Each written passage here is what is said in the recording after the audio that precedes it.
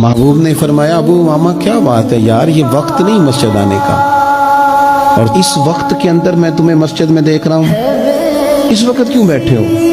عرض کرنے لگے حضور مجھے قرض نے پریشان کر دیا، آزمائش میں آ گیا، حضور کیا کرو؟ تو نبی کریم نے فرمایا میں تمہیں دعا سکھاتا ہوں۔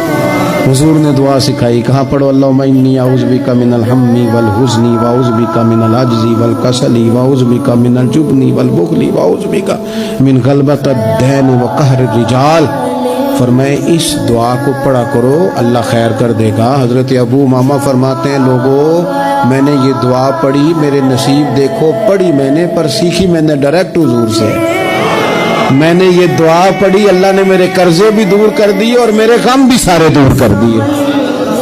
ہمارے تو وظیفے میں اعلیٰ حضرت نے اس دعا کو شامل کر دیا، فرمایا اسے پڑھو، صبح بھی پڑھو، شام بھی پڑھو، غم بھی دور ہوں گے، قرضے بھی دور ہوں گے۔